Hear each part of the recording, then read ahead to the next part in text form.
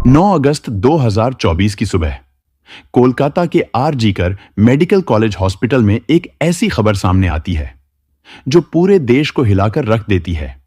यह खबर थी एक 21 साल की महिला डॉक्टर की, जो कोलकाता के मेडिकल कॉलेज हॉस्पिटल में अपनी ट्रेनिंग कर रही थी। हॉस्पिटल जैसे सुरक्षित माने जाने वाले जगह पर इस महिला डॉक्टर का मर्डर और रेप होना काफी चौंकाने वाला था।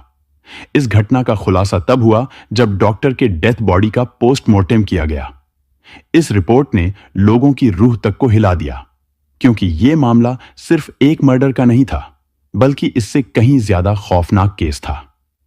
पोस्टमार्टम रिपोर्ट में खुलासा हुआ कि उस डॉक्टर की हत्या गला घोंट कर की गई थी, इतनी ताकत से कि उनका थायराइड कार्टिल्स तक टूट गया था। इस हत्या के पहले डॉक्टर ने अपनी जान बचाने के लिए कोशिश किया था। इसका सबूत उनके शरीर पर मिले कई निशानों से मिला। सबसे डरावना सच तब सामने आया जब डॉक्टर के प्राइवेट पार्ट्स पर घाव के निशान पाए गए। इससे साफ हुआ कि यह सिर्फ मर्डर का मामला नहीं था, बल्कि यह रेप के बाद किया गया एक खौफनाक हत्याकांड था। हॉस्पिटल के परिसर में इतनी बड़ी घटना हो जाती है और किसी को कानों कान खबर तक नहीं होती। क्या उस रात कुछ ऐसा हुआ था जिसे जानकर आप गुस्से से बौखला जाओगे? क्या वहां कोई और था जिसने इतनी बड़ी घटना को अंजाम दिया? और अगर था, तो आखिर कौन था? इन्हीं सवालों के जवाब खोजते हुए हम आज की इस वीडियो में आपको बताएंगे कि आखिर क्या हुआ था उस रात। इस मेडिकल कॉलेज के शांत माने जाने वाले परिसर में जब आपको सच का सामना होगा, तो यकीन मानिए आपके भी रोंगटे खड़े हो जाएंगे। ट्रेनी महिला डॉक्टर, एक जूनियर डॉक्टर जो कि कोलकाता के आरजीकर मेडिकल कॉलेज और हॉस्पिटल से अपनी डॉक्टर की ट्रेनिंग ले रही थी। 8 अगस्त 2024 को हर दिन की तरह ट्रेनी डॉक्टर अपनी नाइट शिफ्ट पर होती है और वह अपनी जॉब कर रही होती है।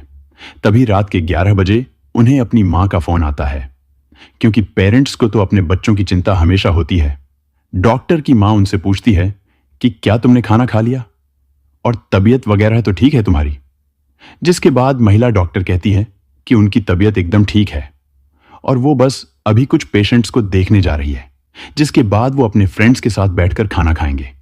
अपनी मां से बात करने के बाद डॉक्टर पेशेंट्स को देखने राउंड पर निकल जाती है।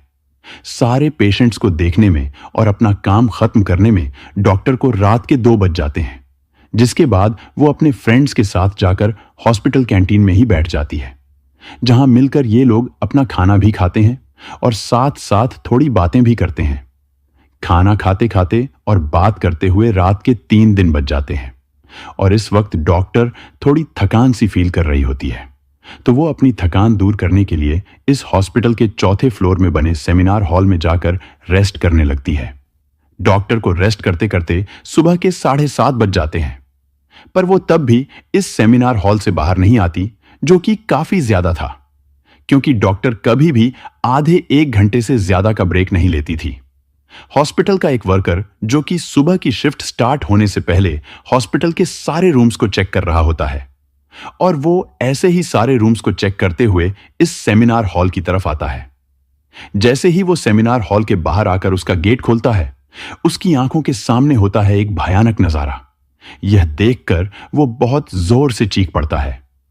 इस वर्कर की चीख सुनकर आसपास के लोग वहां इकट्ठा होने लगते हैं और देखते हैं कि सेमिनार हॉल के अंदर डॉक्टर की बॉडी बिना कपड़ों के पड़ी हुई है और उसके बॉडी पर कुछ ब्लड के निशान भी हैं।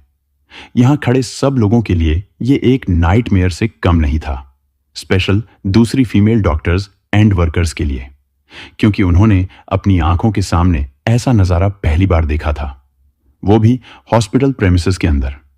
डॉक्टर की बॉडी को देखकर आसपास खड़े सारे लोग उसे एक स्ट्रेचर पर लिटाकर इमरजेंसी रूम में लेकर जाते हैं, ताकि डॉक्टर्स उसकी कुछ हेल्प कर सकें। काफी देर तक डॉक्टर्स के स्ट्रगल करने के बाद भी डॉक्टर कुछ घंटों के बाद अपना दम तोड़ देती है।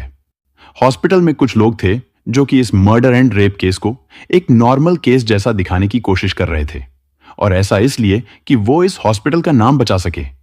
लेकिन जब पोस्टमार्टम रिपोर्ट्स आती है, तो सब दूध का दूध और पानी का पानी हो जाता है। इन रिपोर्ट से साफ साफ पता चल जाता है कि लेडी डॉक्टर के साथ किसी ने जबरदस्ती गलत हरकत करने की कोशिश करी, और जब वो इस इंसान से अपने आप को बचाने लगी तो उसने उसका गला घोंट दिया और उसे बहुत बुरी तरीके से मारा भी। और फिर उसका रेप भी किया। ये सारे प्रूफ मिलने के बाद ये केस पुलिस को हैंडओवर कर दिया जाता है और पुलिस वाले इस क्रिमिनल को पकड़ने के लिए लग जाते हैं। सबसे पहले पुलिस उस क्राइम सीन पर ही छानबीन करती है जहां यह सब हुआ था। किस्मत से पुलिस वालों को वहां पर लेडी डॉक्टर के कुछ नेल्स एंड ब्लड सैंपल्स मिलते हैं और साथ ही एक ब्लूटूथ नेक बैंड। यह केस शायद और भी जल्दी सॉल्व हो जाता अगर उस फ्लोर पर सीसीटीवी कैमरा होते तो, लेकिन बदकिस्मती से सेमिनार रूम के अंदर या इसके आसपास कोई सीसीटीवी कैमरा नहीं थे। लेकिन जिस रास्ते से इस फ्लोर पर एंटर करा जाता था वहां पर कुछ सीसीटीवी कैमरा थे। पुलिस वाले इन सीसीटीवी कैमरा में सुबह के 3 बजे से 8 बजे के बीच की रिकॉर्डिंग चेक करते हैं कि इतने टाइम के बीच कितने लोग इस फ्लोर पर आए और गए थे। इन सीसीटीवी फुटेज को चेक करने के बाद यह पता चलता है कि टोटल 6 लोग इस फ्लोर पर आए और गए थे। यह पता लगने के बाद पुलिस वाले एक एक करके इन 6 लोगों को पूछताछ के लिए बुलाते हैं कि वो लोग वहां पर उस टाइम क्या कर रहे थे और इन लोगों को इस बीच यहां कुछ भी अजीब दिखा कि नहीं। इन लोगों से पूछताछ के दौरान पुलिस वाले उनके फोन का ब्लूटूथ भी ऑन करके चेक करते हैं कि जो ब्लूटूथ हेडसेट उन्हें मिला था वो इनमें से किसका था। और फाइनली पुलिस वालों की ये ट्रिक काम भी आती है क्योंकि ये ब्लूटूथ नेक बैंड इन 6 लोगों में से एक आदमी के फोन से कनेक्ट हो जाता है जिसका नाम था संजय रॉय, जो कि एक सिविल वॉलंटियर था। अब पुलिस वालों को अपना पहला कातिल मिल चुका था, जिसके बाद वो संजय रॉय से और गुस्से से पेश आने लगते हैं। लेकिन संजय पुलिस वालों की किसी बात का भी जवाब नहीं दे रहा होता क्योंकि वो काफी ज्यादा नशे की हालत में था।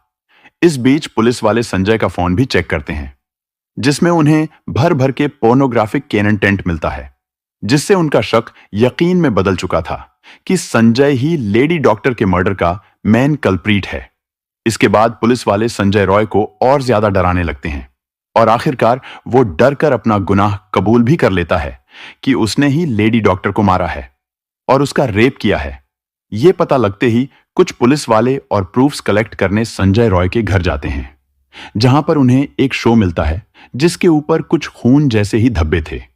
उसके बाद पुलिस वाले उसका सैंपल कलेक्ट कर लेते हैं। थोड़ी और तलाशी लेने पर पुलिस वालों को संजय के घर के बाहर कुछ कपड़े सूखते हुए दिखते हैं और ये वही कपड़े थे जो कि उस दिन संजय ने पहने थे, क्योंकि ये सब सीसीटीवी कैमरा में कैप्चर हो गया था, जिससे जाहिर था कि संजय ये प्रूफ मिटाने की भी कोशिश कर रहा था। जब संजय को पूछताछ के लिए पुलिस स्टेशन में लाया गया था उस वक्त वो काफी ज्यादा नशे की हालत में था। तो क्या वो ये सब बस इसलिए कर रहा था ताकि उसे कम सजा मिले, क्योंकि वो उस वक्त नशे में था। बाद में जब पुलिस वाले उस शो पर लगे ब्लड सैंपल्स को चेक करवाते हैं तो वो भी लेडी डॉक्टर के ब्लड से मैच हो जाता है। इन सारी रिपोर्ट्स एंड डिटेल्स को एक साथ कंबाइन करके पुलिस वालों को पता चलता है कि उस रात संजय रॉय काफी ज्यादा नशे की हालत में था और वो रात के 11 बजे हॉस्पिटल में एंटर करता है। संजय अक्सर उस हॉस्पिटल में नाइट शिफ्ट किया करता था, तो उसे यहां की काफी अच्छी नॉलेज भी थी कि कहां पर कैमरा है और कहां पर नहीं। तो वो आराम से इस हॉस्पिटल के 4th फ्लोर पर जाकर बैठ जाता है क्योंकि वो नहीं चाहता था कि कोई उसे ज्यादा नशे की हालत में देखे, वरना वो अपनी जॉब से हाथ धो सकता था। पर आते ही वो अपना आराम से सो जाता है। जब उसकी आंख खुलती है तब तक सुबह के 3 बज चुके थे। तभी संजय की नजर लेडी डॉक्टर पर पड़ती है जो कि रेस्ट करने सेमिनार हॉल में जा रही थी। लेडी डॉक्टर को अकेला देखकर संजय के इरादे बिगड़ने लगते हैं। वो पहले काफी देर तक इस फ्लोर के चक्कर लगाने लगता है, ये कंफर्म करने के लिए कि कोई यहां पर ज्यादा आ तो नहीं रहा। जब उसे लगता है कि हां उसका रास्ता साफ है तो वो 4 बजे सेमिनार हॉल के अंदर एंटर करता है और फिर वहां से 4:45 पर बाहर आता है। इन 45 मिनट्स तक लेडी डॉक्टर के साथ इस आदमी ने क्या क्या किया होगा और वो कितने दर्द से गुजरी होगी, ये सोचकर ही किसी का भी दिल सहम जाएगा, खासकर लेडी डॉक्टर के पेरेंट्स, जिन्होंने इतनी उम्मीद से अपनी बच्ची को डॉक्टर बनने भेजा था। और लेडी डॉक्टर अपने पेरेंट्स की अकेली बेटी थी, तो उनके लिए तो ये किसी सदमे से कम नहीं होगा। ये केस अभी भी क्लोज नहीं हुआ है और 23 अगस्त तक संजय राय को कस्टडी में रखा जाएगा।